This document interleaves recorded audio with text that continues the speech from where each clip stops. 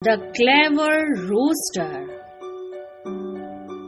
Once upon a time, there lived a cunning fox in a big forest. The fox was very proud of his intelligence.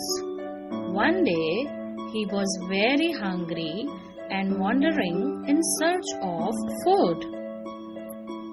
He was very hungry that it could not walk. Suddenly he saw a rooster up on the roof of the house.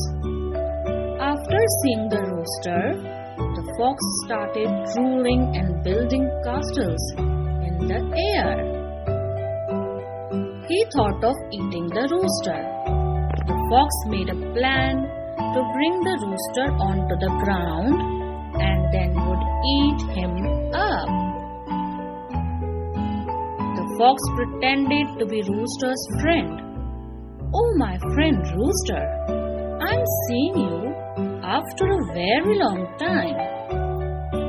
You seem to have lost some weight and have become very weak. Come down and let me count your pulse and see what is wrong," said the cunning fox.